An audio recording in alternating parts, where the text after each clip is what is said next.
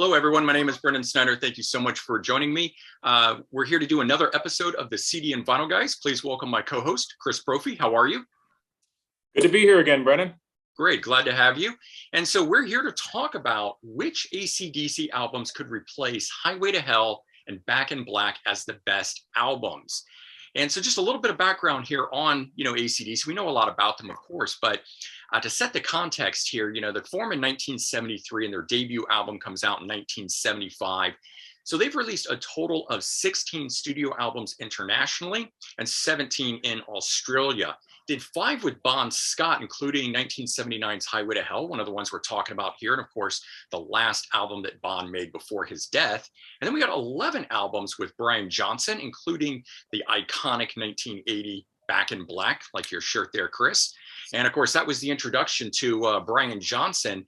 And that album itself has sold 25 million copies just in the US alone. And in all, AC/DC has sold more than 200 million albums worldwide. But the question here is, what if they never made these two iconic albums? And so of the remaining catalog, the remaining 14 international albums that we have, what albums are up to the challenge of being the best? All right, Chris. So first one up here, which album to replace Highway to Hell? You ready? Oh, Highway to Hell first? Okay. Yeah, we're going to do that one first. So the album let's do that. We think can replace that. So 3, 2, 1. All right. So Powerage for me, you've got Flick of the Switch. Why don't you tell us why you think that is the album that can replace Highway to Hell? Well, Flick of the Switch happens to be my favorite AC/DC album. And, after Back in Black, they had so many hits on that record, but I feel like this has a lot of hits on it as well, but just not, radio hits or MTV hits. Mm-hmm. But I mean, from top to bottom, this is just a killer record. Rising Power, Flick of the Switch, Nervous Shakedown, Guns for Hire, Bedlam in Belgium. The record keeps getting better. Badlands, Brain Shake. Mm-hmm. If they didn't make Back in Black, I would be fine with saying this was next up for me. I mean, I think this is a very, very strong record. And talking to a lot of people who like AC/DC, they find this record strong too. And it's one of those underrated albums by AC/DC. I also love it because you don't hear these songs all the time. That's true. I mean, I feel the same way as regarding Flick of the Switch. And of course, the one that's, my favorite, Fly on the Wall. Those two albums, which usually get ranked pretty low, but I do like them because they're not, full of the radio hits. But you're right. I seriously was considering this for one of my picks. The sound on it is just so good, and it's got such force behind it. And the way that they're playing this, just driving drums and guitar lines and things like that on it. And so it comes off with that same feeling like Highway to Hell, Back in Black and stuff. So I'm surprised it wasn't as successful when it came out. I mean, a lot of people actually blame the album cover. A pencil line drawing just didn't grab people at the time. I don't know if that's it or not, but. Oh, I love the album cover. And on the vinyl, this is actually embossed. So, it's got some texture to it as well. Right. Yeah, I mean, when you listen to an AC/DC record, you know what you're going to hear. Oh, yeah. There's no real surprises with an AC/DC album, but that's okay. We want what we want from AC/DC. So maybe by this point, people were like tired of the formula. I don't know. I mean, I think it works well on this record. I think later albums, maybe it didn't work as well, but I think they're still firing on all cylinders for this record. I agree, definitely. By from Highway to Hell through Back in Black into For Those About to Rock, right into Flick of the Switch. I agree. They were just on fire at that point. Right. So I pick Powerage. I was doing it a little differently. I was thinking if I'm replacing Highway to Hell, I'm going to replace the album with a Bon Scott album. But that's kind of how I was looking at it. I definitely grew up with the Brian Johnson era, so I'm definitely, I would say, more a fan on that side of things. But of all the Bon Scott ones, I love Powerage. I mean, this one here, 4th studio album, at least internationally, and it was first to feature new bassist Cliff Williams at the time. And this one here, like what you're saying about Flick of the Switch, this has the lesser known hits on it. It's got hits on it. It's got, Rock and Roll Damnation, Riff Raff, Sin City, and Down Payment Blues. And that song there, I think, just has one of the most killer grooves on it. And what the reason that I've decided to go with this is that I've heard that same groove, that same riff recycled to really great effect on later records. So I've always looked at this as the album that laid the foundation for a lot of killer songs later, of which Highway to Hell certainly did that as well. Back in Black did that kind of a thing. So to me, it's like this one here is a good foundation layer for things. And so that's ultimately why I went with it.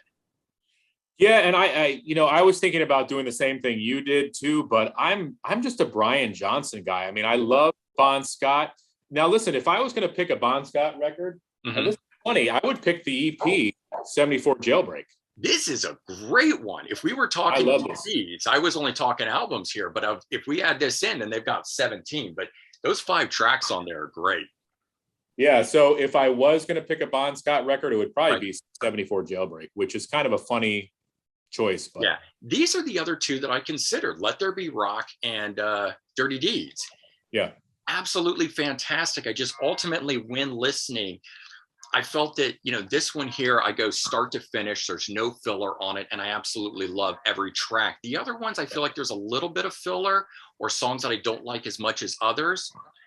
I'm sure other people would feel differently about it, but at least that Powerage, that's what I'm going with there. So that's a great choice. And I need to go back into my AC/DC discography because I've got all the CDs and I really need to give the Bon Scott era some more love because I love what I've heard. Yeah. I always go to the Brian Johnson, Yeah. I mean, that's what we grew up on, right? Yeah. I don't know, it's maybe a few months back or so, I did an AC/DC full album ranking. And for those of you watching, I'll leave a link in the description if you're interested. But in order to do that, I went back and I really re-listened to all of the albums and I spent some time with it. And I have to say, one of the ones that I didn't really like, or I won't say I didn't like, that I always thought I didn't like, was Dirty Deeds. And I gave it a real listen and I was just kind of blown away by it. And I finally saw the magic that a lot of other people saw within it. So yeah, giving it another listen would probably be a cool thing. Definitely. All right, so let's do the album that we think should replace Back in Black or could replace Back in Black. Are you ready?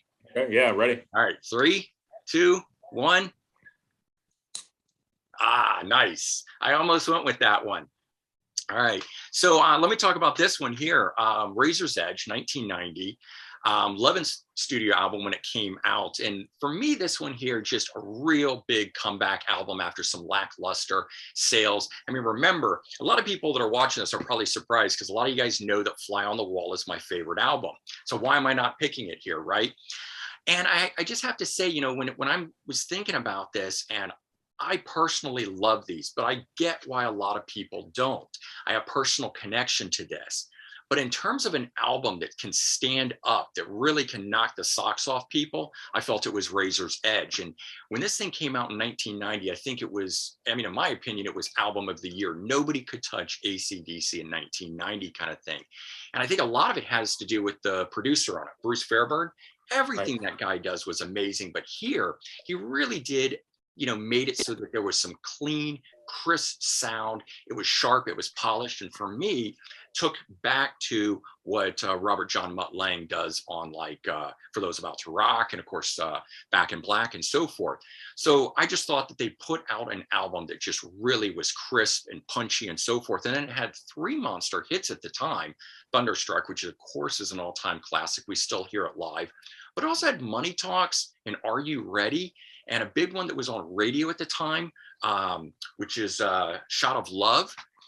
And unfortunately, AC/DC didn't maintain playing those songs live in their shows. They dropped them away. They just do Thunderstruck. But I think if they had kept a number of these in their catalog, this album would still be climbing the charts today, kind of a thing.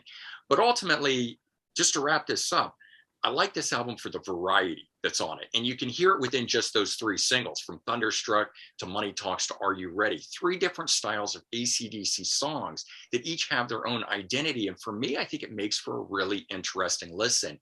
And that's what I always get out of Highway to Hell and Back in Black. They're very, very interesting. It's not a monotonous sort of even sound throughout. There's a lot of up and down peaks and valleys. I think Razor's Edge does it. Let's hear about yours though. Well, it's funny. I almost picked this because I agree with you. It's a very, very strong record. And I think it has a lot to do with Bruce Fairbairn as producer, like you mentioned. 2 of the deeper cuts, the title track is very unique in their catalog. Absolutely. It's dark. It's sort of dreamy. I love it. And I also love Mistress for Christmas. Not only the title, but the song is great too. Yeah, for me, that's my only complaint on the album. I always wish they put that as the last track. But I'm just one of those people that if you put the word Christmas in something, it's a Christmas song, and I don't want to hear it unless it's December. Right. But the track really isn't a Christmas song. I mean, it's just, it's got a little jingle bells at the beginning of it kind of a thing. But just this album, great from start to finish. But let's talk about your album. Yeah, I mean, this was the follow-up to Back in Black. Right. 1981, for those about to rock. How do you follow an album like Back in Black? Well, you follow it with an album like this. I mean, this from top to bottom is another strong record. I love the cover. And, AC/DC is now, since this album, always been associated with the cannon bursts, you know what I mean? And the title track, For Those About to Rock, We Salute You, that's become a signature song for AC/DC. This has so many more other classics on it, though. Evil Walk, COD, Put the Finger on You, Inject the Venom, Night of the Long Knives. It's just from top to bottom, another very, very strong album. So I was thinking, how do you follow Back in Black? Well, you follow it with this record. And that's why I'd have to say, for me, this one would take the place of Back in Black. I probably listen to this record more than I do listen to Back in Black. I'm the same way with it. I mean, there's a lot, because of Back in Black and it's got all the big radio hits and everything, I tend to lean towards the ones that aren't overplayed. Right. So this album here, very high quality. Like you said, top to bottom, great songs that are on it. Right.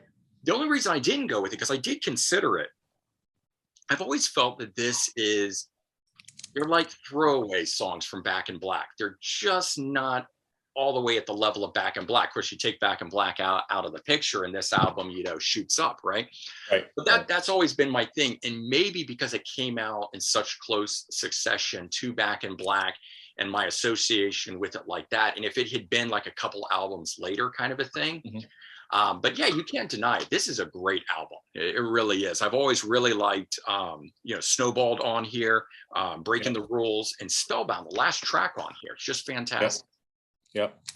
And for me, and this goes along with this conversation, I don't really listen to Back in Black that often. Not that I don't like the record. I think it's really strong. But I go for Those About to Rock in 81, Flick of the Switch, 83. And I'm with you. I love Fly on the Wall, 1985. I mean, these are probably the albums I listen to more than any of the albums. I'll pull these out. And for whatever reason, I feel like they go hand in hand. So if I listen to one, I have to listen to the other. These are just outstanding. And I've been hearing back from a lot of people through like the album rankings and stuff like that. They like these. There's more people out there that actually like Fly on the Wall and Flick of the Switch than, history would let us believe. Because when you read the critic reviews and all that sort of stuff, and the general consensus is they're bad albums, but they're not. They're great. And the bottom line is AC/DC doesn't make bad albums. No, not at all. So there you go. These are the two that I'm going with, at least for this, is best albums to replace Highway to Hell and Back in Black. And you got those. And I find it interesting. Neither of us, we didn't match up on anything, which is different for us. If any of you guys have watched other videos from the CD and vinyl guys, Chris and I, a lot of times we match up. And certainly, as we were just saying, we're both big fans of these. But interesting here that we chose to go slightly different for different reasons. And we got 4 albums there that could easily stand up, in my opinion, to Highway to Hell and Back in Black. So, all right, guys, do check the links or the description for links to related videos, and make sure you check out some of our other videos. So we've got 10 or so plus videos of us doing these sort of things and whatnot. But thanks, Chris, for joining me on this. I really appreciate it. Well, thanks for having me on again. This is fun. Absolutely. We'll do this again real soon. Thanks, everyone, for joining us. Have a great day, and we'll talk to you all real soon.